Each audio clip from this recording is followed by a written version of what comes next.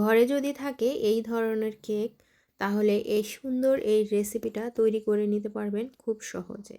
নমস্কার, বাঙালিয়ানা হেসেলে সবাইকে স্বাগতম। তো কেক দুটোকে আমি প্রথমে গুঁড়ো করে নিয়েছি, এরপরে দিয়ে দিচ্ছি গুঁড়া দুধ। তো এই গুঁড়া দুধটা ভালো করে মেখে নেওয়ার পরে এর মধ্যে ব্যবহার করেছি আমি একটু হলুদের গুঁড়া। কারণ হচ্ছে আমার কাছে ফুড কালার ছিল না, তাই কালারের জন্য একটু পরিমাণে হলুদের গুঁড়া দিয়েছি। এখন আমি গোল গোল করে নিচ্ছি, অনেকটা কিন্তু পাতলা হয়ে গেছে। এখন এটাকে আমি ফ্রিজের মধ্যে রেখে দিব আধা ঘন্টার জন্য। এদিকে আমি 1.5 কাপ পরিমাণ গরুর দুধ নিয়েছি, এটাকে জাল দিব। এটার সাথে অ্যাড করব হচ্ছে একটুখানি জল। তো সব মিলিয়ে 2 কাপ পরিমাণ দুধ হয়েছে। এখন এটার সাথে গুঁড়া দুধ অ্যাড করব। তো এই ধরনের একটা রেসিপি যদি বাসায় মেহমান আসে বা হচ্ছে নিজেরাই তৈরি করে যাওয়া যায়, সবাই অবাক হয়ে যাবে। তো দুধটাকে ভালো করে জাল দিব। জাল দেওয়ার পরে এই যে এটা হচ্ছে আগার আগার পাউডার। তো আগার আগার পাউডারটা হচ্ছে আমি এখানে অ্যাড করব হাফ চামচের মতো। 2 কাপ দুধের সাথে আমি হাফ চা চামচ আগার আগার পাউডার দিয়ে এই পর্যায়ে চুলার জালটা কিন্তু বন্ধ। আমি সেই পাউডারটাকে দুধের সাথে ভালো করে মিশিয়ে নিব অনেকক্ষণ ধরে।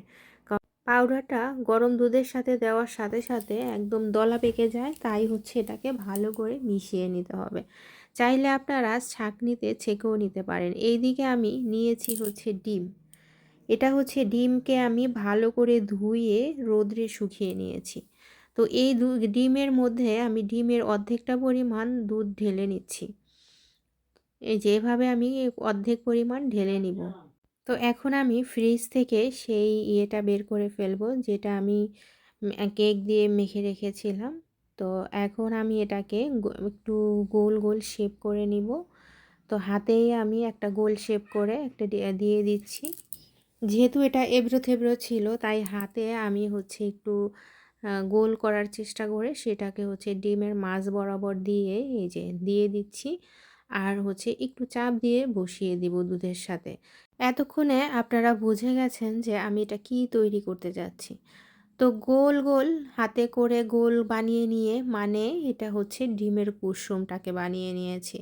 তো প্রত্যেকটার ভিতরেই আমি এভাবে দিয়ে হাত দিয়ে অল্প একটু চাপ দিয়ে বসিয়ে দিব, যাতে এটা মাঝে বসে যায়, নড়াচড়া না করতে পারে। এই দিকে দেখেন আমার সেই দুধের মিশ্রণটা একদম জমাট বেঁধে গেছে।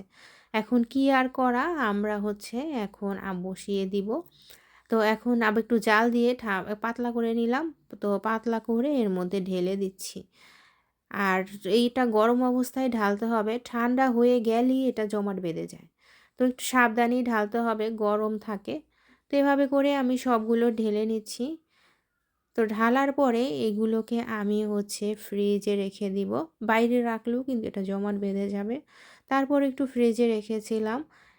রাত্রে সারা রাত ফ্রিজে ছিল, সকালবেলা বের করে নিয়ে এসেছি। কেউ বলতে পারবে না যে এটা ডিম না। সত্যি ভীষণ, মানে এটা খাওয়ার থেকে এটা যদি সংরক্ষণ করা যেত, আমি এটা না খেয়ে সংরক্ষণ করে দিতাম। এত সুন্দর একটা জিনিস হয়েছে। আর দেখতে একদম সিদ্ধ ডিমের মতো।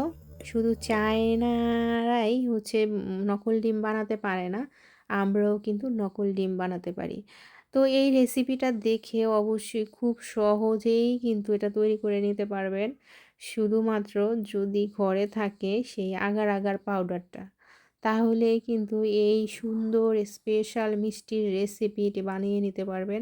খেতে খুবই ভালো হয়েছে। দুধের সবটাই তো দুধ, দেখলেন যে দুধ দিয়েই তৈরি করা। তো খেতে তো ভীষণ ভালো হয়েছিল। আর আপনারা যদি কেক না দিতে চান, একটু ছানা দিয়েও তৈরি করতে পারেন, বা কালারটা দিলেও সুন্দর হবে। তো আজকে এই পর্যন্তই।